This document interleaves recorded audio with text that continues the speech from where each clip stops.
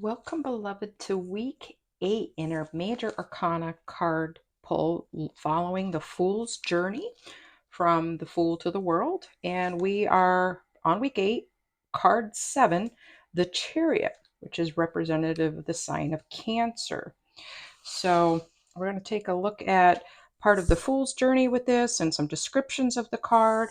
And then you are invited to meditate on this for this week, beloved. I would encourage you to take a picture of it, put it on your phone of your favorite deck, or you could do two as I do, one with the Rider-Waite and one of my personal deck. Sleep with it under your pillow and see what things Spirit infuses into your dreams. I had a great time meditating on the lovers last week and really saw the card come up in my mind a lot when I was looking at different decisions and even like when I was being hard on myself and I'm like, okay, is this the best choice you can make in showing yourself love? So it's just a small way that has shown up for me this week, and love to know how it may have been showing up for you, beloved. Okay, so in this fool's journey, as we said, we've done the lovers and now we're on to the chariot. Okay. With everything the fool has learned, he now understands how to be successful using willpower and discipline. He rides the chariot towards his goals, and he knows he can achieve anything he wants with enough ambition and drive. By this point in his journey, the fool has developed a certain amount of self-control and a sense of who he is. The chariot represents his ego. He is in control of himself and asserts himself over all he surveys. He feels self-satisfied and victorious in his life. This is an unmistakable confidence of youth. So some interpretations can be about heroism, success, fame, triumph. Okay, and we'll pack a little bit more from another source.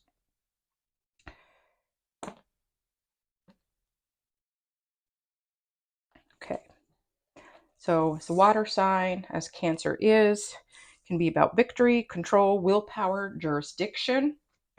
And I'll read the description of the Rider-Waite card. An armored man with golden locks stands in his chariot holding a baton. In front of him are two sphinxes, one dark and one light. The curtains on his chariots are blue, printed with six-pointed stars, like the six-pointed star on his crown. He also wears the laurel wreath of victory. His breastplate represents Urim and Thummim, which is the divination used by high priests to communicate with heaven. The castle walls and moat behind him represent the domain that he protects. The symbols on his belt and tunic are reminiscent of alchemy and astrology. Interesting. The theme of the chariot is conquest and triumph over obstacles in the seeker's life. It suggests full control of the seeker's emotional faculties. The card affirms movement in the right direction. The seeker's current movement will lead to victory. The seeker's control, a master of self-control and self-assertion. When the chariot appears in a read, it indicates great control over one's willpower. There's also a sense that the seeker's willpower comes from the divine. Strong, positive external forces, spiritual in nature and inexplicable, have put the momentum in the seeker. The chariot is about putting into action body and mind, knowledge and intuition. The chariot represents the seeker's personality and tenacity and movement toward accomplishing a goal. In a multi-card spread, the chariot card in a pass position represents acquisition of bounty that the seeker will be using to enjoy or invest in the future ahead, or in the seeker's progression forward.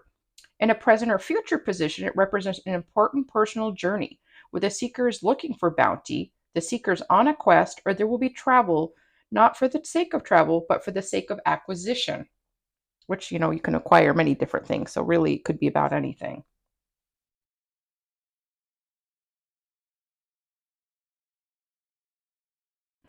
This can also be likened almost to Newton's second law of motion. Force is mass times acceleration. The rate of progress that the seeker can achieve on the matter at hand is related to the gravity or significance of the situation and the amount of effort devoted to it by the seeker.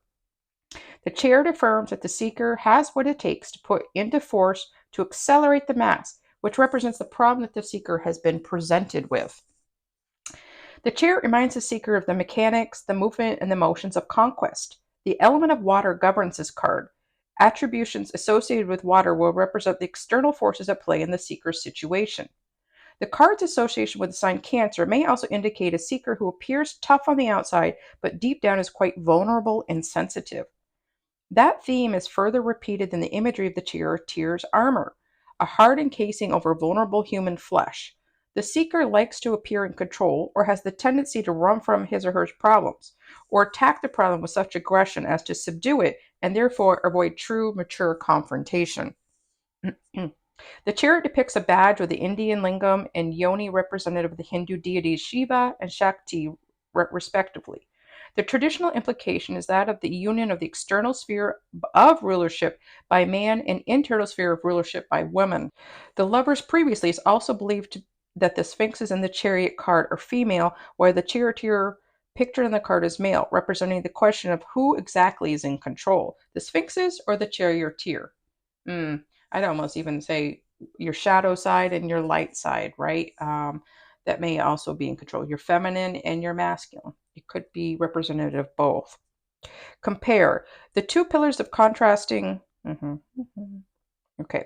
The two pillars in the high priestess seem connected to the two sphinxes of contrasting colors in the chariot, while the dark light pillars of the high priestess represents the use of the seeker's ability of intuition and premonition to become the architect of the seeker's own destiny. Here, the chariot's dark light sphinxes represent the use of discipline and audacity to become the commander general. The high priestess suggests a sense of creation, while the chariot suggests a military prowess with the seeker's exercise of willpower.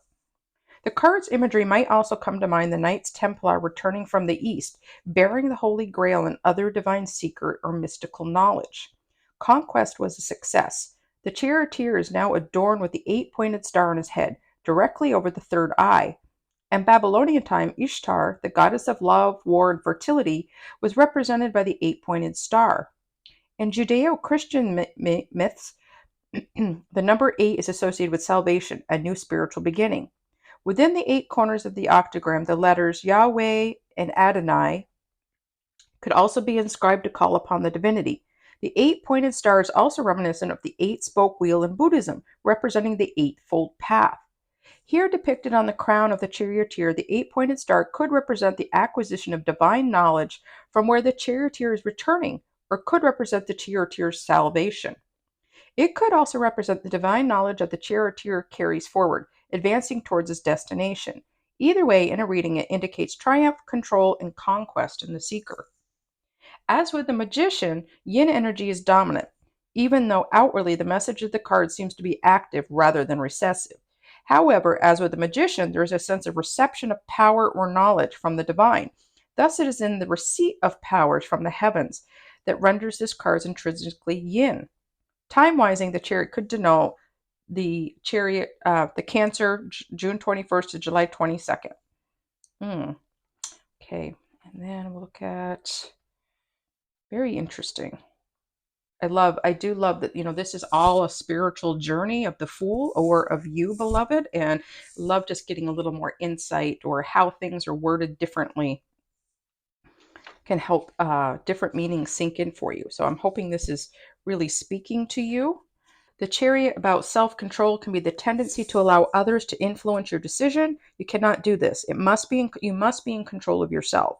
Stop listening to others, tune them out, listen to yourself only. That can be an additional interpretation depending on the reader and the cards around it, right?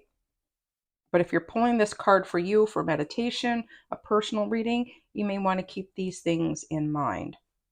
So, beloved, when you see this card, how does it make you feel? Right? Generally, like all cards, there's positive and negative. They could be, depending on the situation. But this is an extremely victorious success card, that you are moving in the right direction, right? That you are growing and advancing. Very beautiful. I'd love to know your thoughts on this, right? And interestingly enough, we have the Sphinx of the Egyptian times, right? How does that add to this, almost to this medieval feeling of this card, almost mixed with a Roman feeling? Very interesting mix of cultures and time periods. Well, beloved, I hope you have a fabulous week meditating on this card. Feel free to drop a comment as to what comes up for you, what you discover, how it's going. And yeah, then we will see you also continued for the next few days. The minor card pull, and then we will continue with the major weekly until we reach the world. So until next week, week 9, we'll see where the Fool is headed. So have a great week, beloved, and stay grounded.